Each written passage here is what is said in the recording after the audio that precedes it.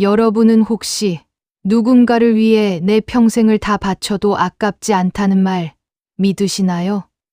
제게는 그 대상이 바로 아들이었습니다. 30에 혼자 되어 시장 바닥에서 나무를 팔며 보낸 40년 세월. 그 시린 세월을 견디게 한 건 오직 아들이 교수님이 되었다는 자부심 하나였습니다. 새벽 4시의 시장은 칼바람이 먼저 마중을 나옵니다.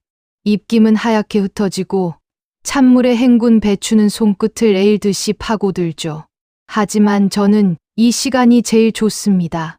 싱싱한 배추를 고르고 제일 좋은 굴을 사서 내 새끼 먹일 김치를 담글 수 있으니까요. 구부정한 허리가 끊어질 듯 아파와도 아들이 이 김치 하나면 밥 2그릇을 비운다는 생각에 절로 콧노래가 나옵니다. 아이고, 말순 언니 또 아들내 주려고 김장하는 거야? 그 집 며느리는 손 하나 까딱 안 한다며? 아유, 우리 며느리가 얼마나 바쁜 사람인데 유학까지 다녀와서 큰 회사 팀장 노릇하느라 잠잘 시간도 없다잖아. 내가 몸 좀 고생해서 애들 만난 거 먹이면 그게 내 복이지, 뭐. 제 손마디는 이미 뒤틀리고 굵어져 볼품없습니다. 하지만 이 거친 손이 아들을 교수로 만들었고 귀한 손주 준서를 번듯하게 키워냈습니다. 며느리가 외국계 기업에 다니며 바쁘다기에 저는 기쁜 마음으로 손주 육아까지 도맡았죠. 주말마다 준서를 데려와 씻기고 먹이며 저는 세상 부러울 것 없는 할머니였습니다. 사람들은 저더러 상전 며느리 모시고 사는 팔자라며 혀를 찼지만 저는 괜찮았습니다. 가족이란 게 원래 그런 거잖아요. 부족한 곳을 채워주고 묵묵히 버팀목이 되어주는 것. 김장 김치 4통을 꾹꾹 눌러 담았습니다. 혹여나 국물이 셀까봐 랩으로 감고 또 감았죠. 내일은 이 김치를 들고 아들이 사는 동탄 신도시로 올라가는 날입니다. 아들은 어릴 때부터 제가 담근 김치 없이는 밥을 못 먹었습니다. 며느리 서윤이 조금 까다롭긴 해도 이 정성을 보면 이번엔 좀 웃어주지 않을까 하는 작은 기대도 품어봅니다. 엄마, 내일 오신다고요? 아, 서윤이가 내일 미팅 때문에 예민한데 그냥 택배로 보내시지 그러셨어요. 택배로 가면 김치 맛 변한다. 내가 금방 전해주고만 올게. 준서 얼굴도 좀 보고. 알았어요. 그럼 문 앞에 두고 가세요. 서윤이가 집에 모르는 사람 아니. 외부인 오는 거 별로 안 좋아하니까요. 아들의 목소리는 어딘가 조급해 보였습니다. 외부인이라는 말이 가슴 한구석을 콕 찌르긴 했지만 그저 바빠서 그러려니 했습니다. 저는 서둘러 보찜을 꾸렸습니다. 차가운 동탄의 아파트 복도에서 저를 기다리고 있을, 아니, 제가 기다리고 있을 그 차가운 진실은 꿈에도 모른 채 말이죠. 버스가 출발합니다. 제 평생의 헌신이 담긴 김치통이 무겁게 무릎 위를 누릅니다. 그 무게가 마치 제 인생의 무게 같아 저는 가만히 창밖을 보며 미소 지었습니다. 하지만 여러분, 제가 아들 집 문 앞에 도착했을 때 그 김치통이 향한 곳은 식탁 위가 아니었습니다. 자식 키워놓으면 다 내 집 같고 다 내 식구 같을 줄 알았습니다. 하지만 그건 나이 먹은 애미의 착각이었나 봅니다. 여러분은 혹시 내 자식 집 문 앞에서 이방인이 된 기분을 느껴본 적 있으신가요? 경기도 동탄의 번듯한 아파트 숲. 그 높고 화려한 건물들이 제게는 거대한 성벽처럼 보였습니다. 무거운 김치통 4개가 손가락 마디를 파고듭니다. 버스를 3번 갈아타고 오는 내내 이 무게는 하나도 힘들지 않았습니다. 오히려 아들이 만나게 먹을 생각에 마음만은 가벼웠죠. 하지만 아파트 공동연관 앞에 서자 숨이 턱 막혔습니다. 비밀번호를 몰라 한참을 서성이다 지나가는 입주민의 뒤를 따라 겨우 들어갔습니다. 죄 지은 사람처럼 고개를 숙이고 엘리베이터에 올랐네요. 누구세요? 어머니? 연락도 없이 어쩐 일이세요? 아, 서윤아. 내가 김치 좀 담가왔다. 진호가 이 김치 없으면 밥을 못 먹잖니. 어머니, 지금 저희 집 미팅 중이라 좀 곤란한데. 그냥 거기 복도에 두고 가세요. 나중에 진호 씨 오면 들여놓을게요. 문은 열리지 않았습니다. 차가운 철문 너머로 들리는 것은 며느리의 짜증 섞인 한숨뿐이었죠. 저는 그 자리에 얼어붙은 듯 서 있었습니다. 내 새끼 입에 들어갈 김치인데 그 김치가 든 통이 복도 바닥에 덩그러니 놓였습니다.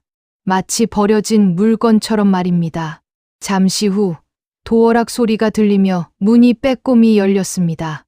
화난 얼굴의 아들이 아니라 인상을 찌푸린 며느리가 고개만 내밀었네요. 어머니, 엘리베이터까지 냄새 다 퍼졌겠어요. 이 젓갈 냄새. 요즘 동네 사람들은 이런 거 되게 예민하거든요. 그리고 진호 씨도 요즘 건강 생각해서 저염식해요. 이런 짠 김치 잘 안 먹어요. 그래도 진호가 내 김치라면 자다가도 일어나는 애 아니냐. 내가 굴도 넉넉히 넣고. 굴요?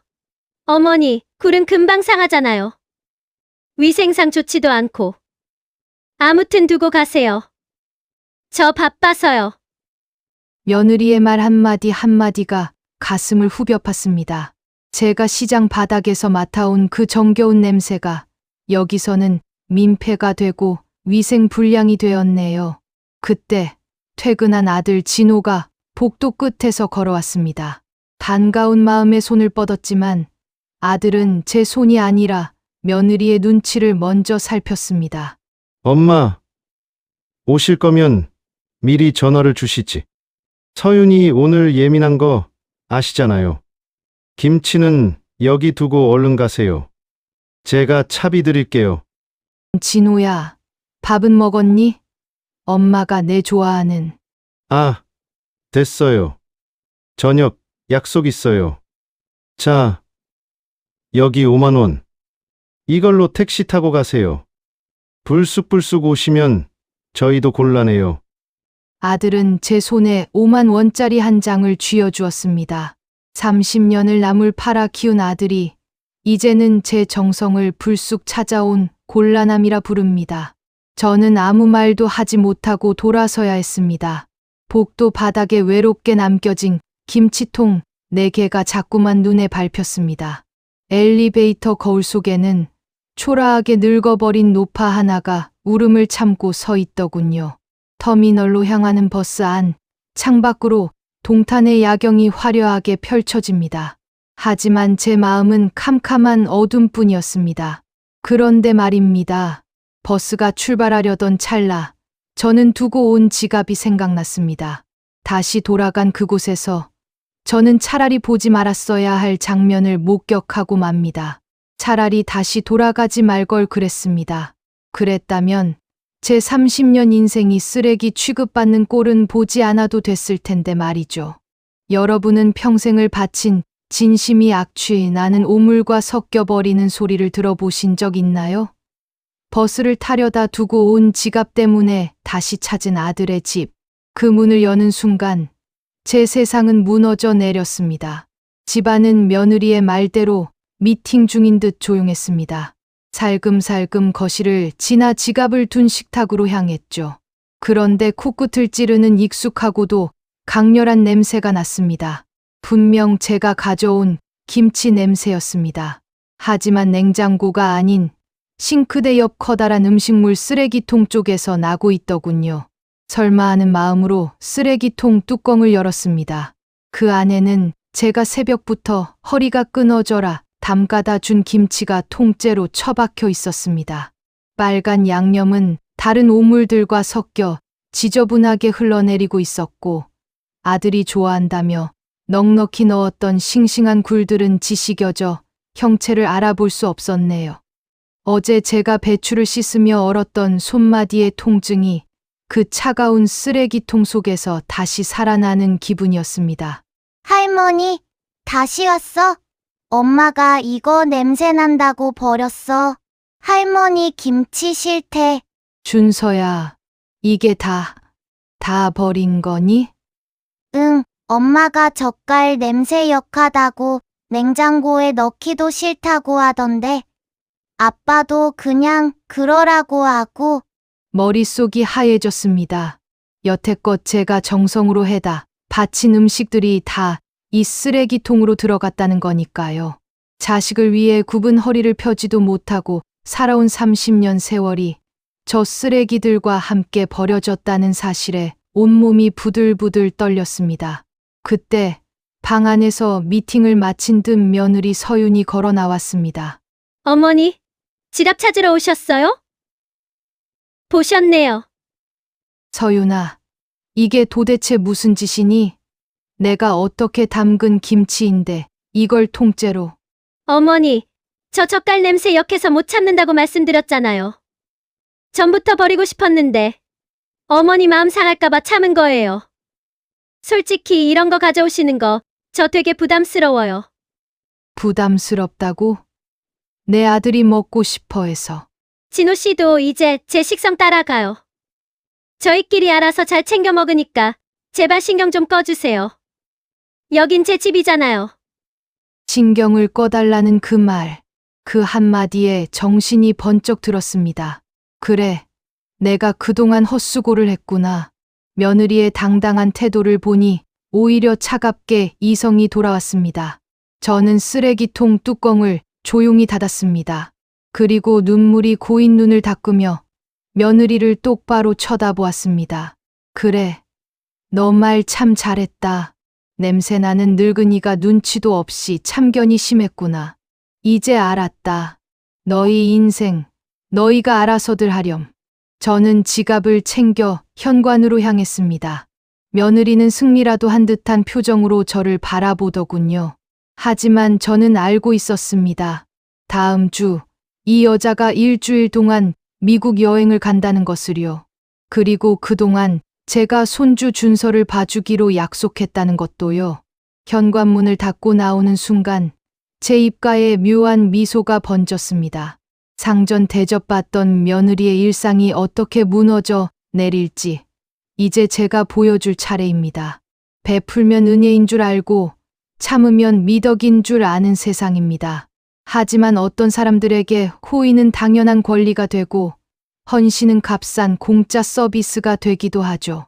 여러분은 평생을 바친 내 자식에게 당신 인생은 당신이 알아서 하라는 말을 들어본 적 있으신가요? 그 아픈 말을 돌려주기로 결심한 순간 제 가슴 속에서는 30년 묵은 체증이 내려가기 시작했습니다. 미국 여행을 떠나기로 한 날 아침, 아들 집은 마치 전쟁터 같았습니다. 며느리는 화려한 옷을 챙기며 콧노래를 부르고 아들은 환전한 돈을 챙기느라 정신이 없었네요. 당연히 제가 준서를 데리러 올 거라 믿고 제게 전화 한 통 하는 것조차 잊은 듯 했습니다. 그들에게 저는 부르면 언제든 달려와 뒤처리를 해주는 투명 인간과 다를 바 없었으니까요. 어머니, 저 지금 나가요. 아시죠? 일주일 동안 준서 좀 잘 봐주세요. 준서 학원 시간표는 식탁에 붙여놨으니까 늦지 않게 보내시고요. 아, 그리고 저희 집 청소기 필터도 좀 갈아놔 주세요. 서윤아, 나 오늘 못 간다. 네, 못 오신다니요? 어머니, 저 지금 당장 공항 가야 한다니까요? 갑자기 무슨 말씀이세요? 며느리의 목소리가 순식간에 날카로워졌습니다. 당황과 분노가 섞인 그 목소리를 들으며 저는 조용히 찻잔을 내려놓았습니다. 평생을 자식 뒷바라지에 손주 육아에 저당 잡혔던 제 인생.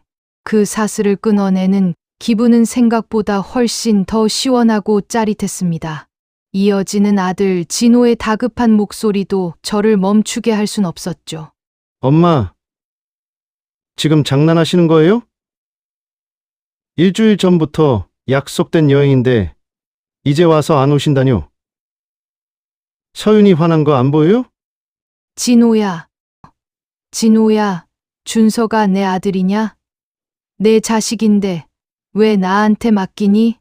내 자식은 내가 알아서 해야지. 아니, 갑자기 왜 그러세요? 여태껏 다 해주셨잖아요. 이제 와서 왜 이러시냐고요? 여태껏 해준 건 내 사랑이었고 이제 안 하는 건 내 권리다. 너희가 내 김치를 쓰레기통에 버릴 때 내 진심도 같이 버린 거야. 그러니 앞으로는 서로 남처럼 신경 끄고 살자꾸나. 전화기 너머로 정적이 흘렀습니다. 며느리가 어머니 하고 비명을 지르는 소리가 들렸지만 저는 미련 없이 전화를 끊었습니다. 그들은 지금쯤 패닉에 빠졌겠죠.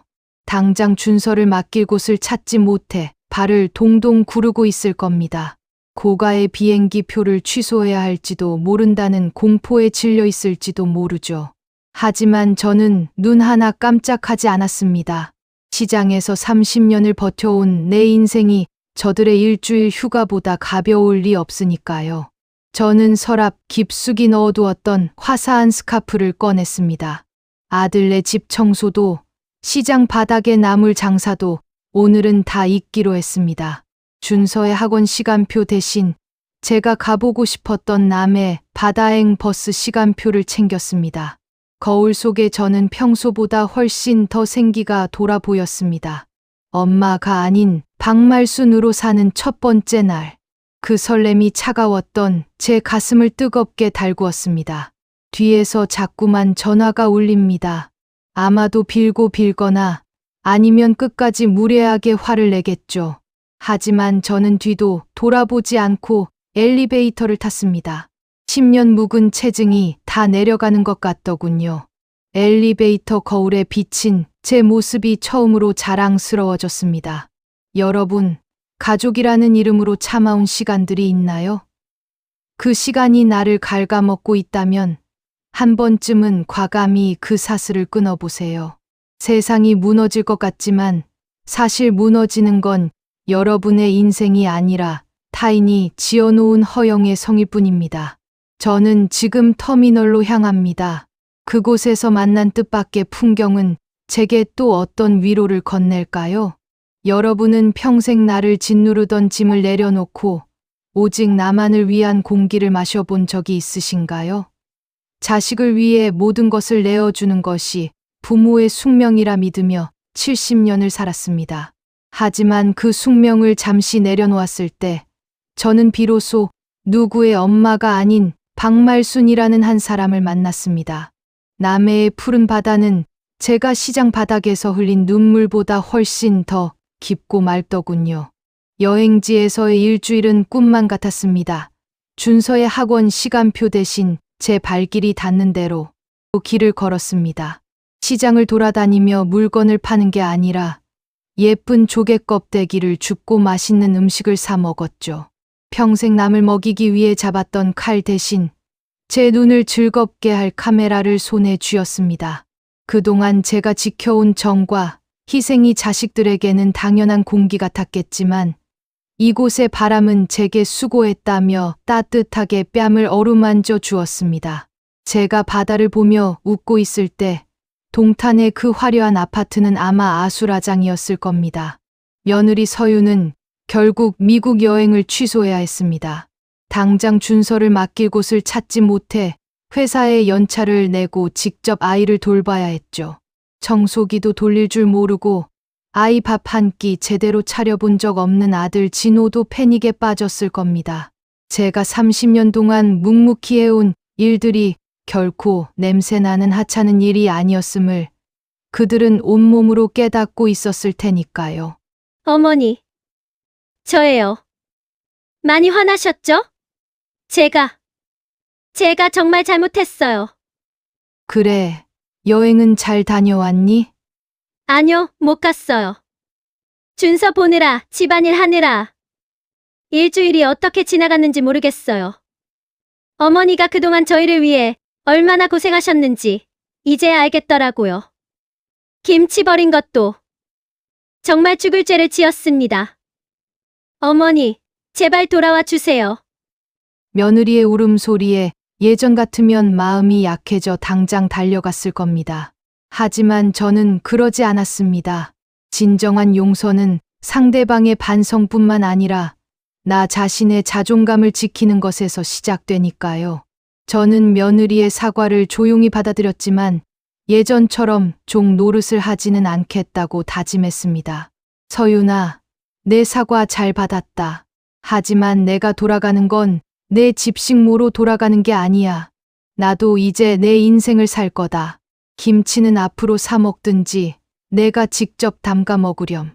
그리고 준서도 이제 내 자식이니까 너희가 책임지고 키워라.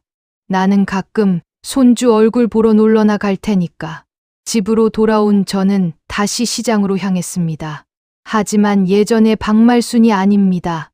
나물 팔아번 돈을 아들 주머니에 쑤셔 넣어주는 대신 저를 위한 적금을 들었습니다.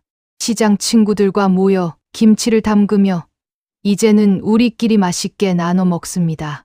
며느리는 한 달에 한 번 정중하게 제 허락을 구하고 손주를 데리고 저를 찾아옵니다. 냉장고에는 며느리가 백화점에서 사온 비싼 영양제가 들어있고 더 이상 제 몸에서 나는 시장 냄새를 가지고 인상 쓰는 사람도 없습니다. 가족은 서로를 갉아먹는 관계가 아니라 각자의 삶을 존중하며 곁을 지켜주는 존재여야 합니다. 제가 김치를 쓰레기통에서 건져내지 않고 그대로 둔 건 제 자존감만큼은 쓰레기통에 넣고 싶지 않았기 때문입니다.